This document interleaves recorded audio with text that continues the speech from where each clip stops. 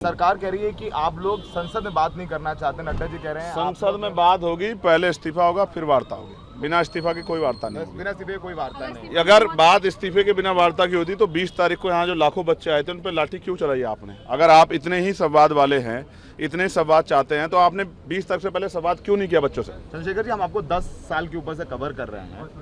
यहाँ पर ये आरोप लगाया जा रहा है और कल हम देख रहे थे एक पूरा कल कैंपेन था कि उकसाया जा रहा है बच्चों को हिंसा करने के लिए, पुलिस को पीटने के लिए। और कुछ कल विजुअल्स भी आए हैं, ऐसे देखे होंगे आपने भी। मैंने जो देखा उसी के आधार पर मुझे लगा कि ज़रूरत है। देखिए, वो जो आंदोलन चल रहा है उसमें हम लोग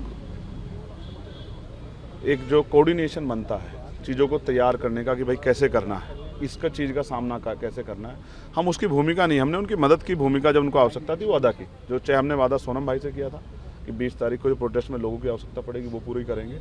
या हमने रात को जब 18 तारीख को हटाने की बात आई थी तो रात को 2 बजे से 7 बजे तक वहाँ बैठ के जो है अपना वादा पूरा किया। अब हमें लगता है कि जो बहुत सारे विषय हैं बैकलॉग से लेके उन सबको लेके बड़े आंदोलन की जरूरत है। देश इस आंदोलन की मांग कर रहा है, तो हम इसकी शुरुआत 200 पे क्यों इंतजार करें, हम करेंगे। आप जब वहाँ बैठे हुए थे सरकार से कोई आया, बोले कि नहीं चंद्रशेखर जी अपनी बात बताइए, आप बैठे हुए हैं गर्मी में, बारिश में, संसद में?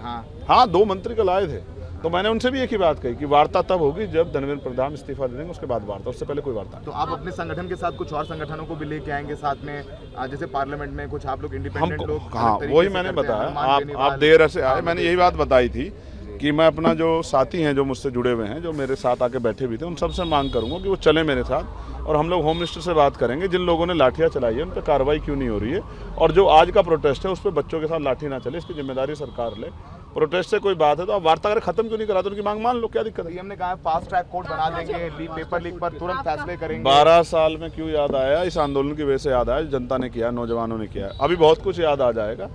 मैं कहता हूँ ना, आपको किससे कोई एप्लीकेशन देनी है, किसी कर दो, करो, कल पे क्यों छोड़ रहे हो? करो भाई साहब, लाओ ना रेजुलेशन, लाओ। प्रधान दिखे आपको पार्लियामेंट में? लाओ आप, अब रेजुलेशन लाओ, हम लोग हाथ उठा के पास कराएंगे, हम विपक्ष में फिर भी पास कराएंगे। आप लाओ कानून कि आप परीक्षा में सुधार व्यवस्था लागू करोगे। आखिरी सवाल, ये भी सवाल उठ रहा है, कल पूरी बीजेपी के प्रवक्ताओं ने कहा कि अब इस पूरे आंदोलन को पॉलिटिकल पार्टीज हाईजैक करने की कोशिश। इसी वजह से मैं उस आंदोलन से दूर, मैंने जंतर मंतर से खुद को इसलिए दूर किया कि उस आंदोलन पे कोई सवाल ना खड़ा हो और हम अपना काम स्वतः कर सकते हैं, इसीलिए मैंने उस आंदोलन को खुद से दूर किया। मैं पहला आदमी था जो वहाँ गया जिसने कहा था कि पार्टी का झंडा बाहर रख के आना, अपनी पार्टी को बाहर रख के आना, इस आंदोलन पर सवाल ना खड़े हो। लेकिन मैं फिर आपसे कह रहा हूँ, मैं हिंसा का समर्थक नहीं हूँ। इसकी जांच होनी चाहिए कि वो हिंसा किसने कराई, क्योंकि बहुत सारे ऐसे लोग थे, चाहे वो डंडा लेके खड़े हों पुलिस के साथ, वो पुलिस नहीं, या जो मुंह पे बांध के प्रोटेस्ट कर रहे थे वो प्रोटेस्टर नहीं। ये सब सरकार द्वारा प्रायोजित है, इसकी जांच होनी चाहिए। अगर सरकार सही है, उस दिन आपको भी चोट लगी थी, क्या फर्क पड़ता है? एक इन बच्चों के लिए, युवाओं के लिए मैं एक नहीं 1000 बार चोट खाने को तैयार हूँ। ये मेरे भाई बहन है, इनके लिए मैं नहीं लड़ूंगा तो कौन लड़ेगा?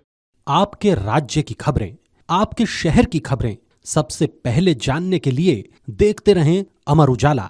चैनल को सब्सक्राइब जरूर कर लें और पाएं हर अपडेट।